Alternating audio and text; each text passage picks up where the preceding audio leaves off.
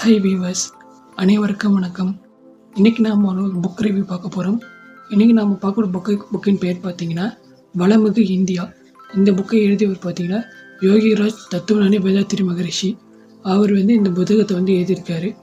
இந்த புத்தகம் பார்த்தீங்கன்னா ஆங்கிலத்தில் இவர் எழுதியிருக்காரு, தி ப்ராஸ்பரிட்டி ஆஃப் இந்தியா. அதை தமிழில் வளமிகு இந்தியான்னு சொல்லிட்டு மொழியாக்கம் பண்ணியிருக்காங்க.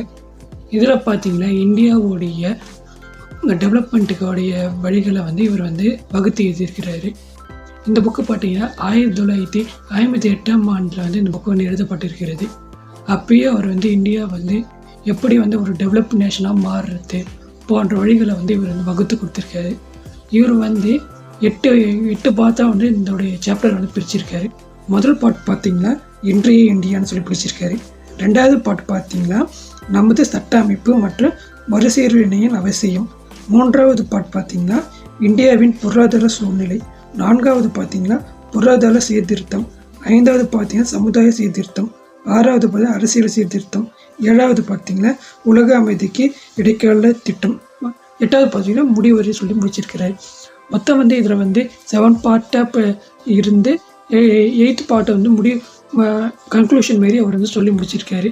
இதில் என்ன சொல்ல வர்றாரு பார்த்தீங்கன்னா நம்மளுடைய சட்ட அமைப்பில் சீர்திருத்த வேண்டும். சட்டங்களை மக்களுக்கு ஏற்றவாறு நம்ம சீர்திருத்தம் பண்ணணும்னு சொல்கிறாரு. சட்டங்களை நம்ம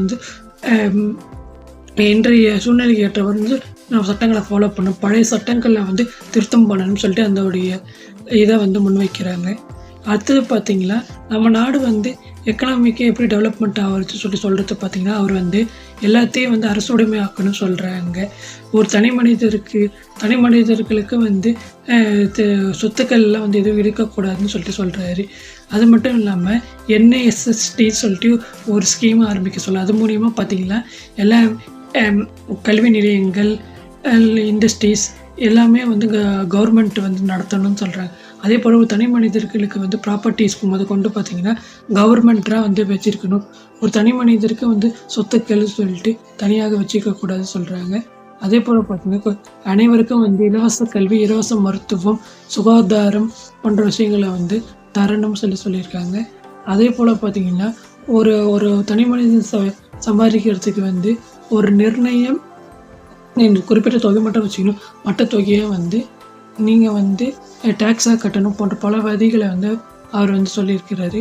அதே மாதிரி NSST ஸ்கீம் மூலிமா பார்த்தீங்கன்னா கவர்மெண்ட்டே அவங்களுடைய சேவிங்ஸ் அக்கௌண்ட்ஸு, பேங்க்கு எல்லாமே மெயின்டைன் பண்ணணும்னு சொல்லிட்டு சொல்கிறாரு. இல்லை மூலிமா பார்த்தீங்கன்னா எல்லாருக்கும் ஈக்குவல் டிஸ்ட்ரிபியூஷன் ஆஃப் வெல்த் இருக்குன்னு சொல்கிறாரு. நம்ம வெல்த்தை ஒரு இடத்த தேக்கம் பண்ணக்கூடாது. எல்லாருக்கும் ஈக்குவலாக வெல்த்து கிடைக்கிற அளவுக்கு நம்ம பண்ணணும். அதே போல் வேடென்ன திண்டாட்டங்களை ஒழிப்பதற்கு அரசு நிறையா அக்ரிகல்ச்சர், இண்டஸ்ட்ரீஸ் போன்ற விஷயங்களை அதிகமான வேலைவாய்ப்புகளை உருவாக்கத்தோட வழிகாட்டு நெறிமுறைகளை கவர்மெண்ட் செய்யணும்னு சொல்கிறாங்க.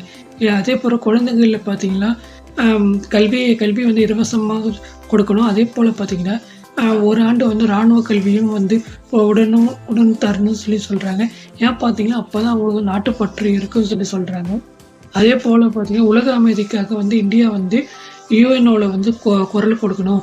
இந்தியா அவர் ஒரு 17 கொள்கைகள் சொல்கிறாங்க. இந்த கொள்கைகள்லாம் அமல்படுத்தினா உலகம் முழுவதும் அமைதி நிலவி அனைவரும் சந்தோஷமாக இருப்பாங்க சொல்லிட்டு அவர் சொல்கிறாரு.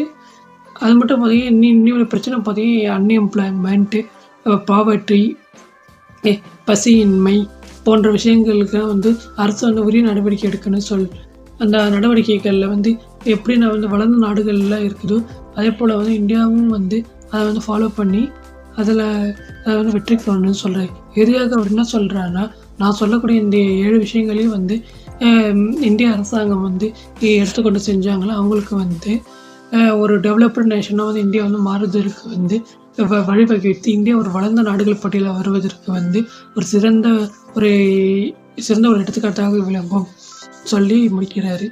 அனைவரும் நம்ம சேனல் வெற்றி ஜீவன் வா சேனல் லைக் பண்ணுங்கள், ஷேர் பண்ணுங்கள், கமெண்ட்ஸ் பண்ணுங்கள், மறக்காமல் பெல் பட்டன் ப்ரெஸ் பண்ணுங்கள். தேங்க்யூ ஃபார் வாட்சிங். மீண்டும் மற்றொரு புக் ரிவ்யூ சந்திக்கிறேன். நன்றி, வணக்கம்.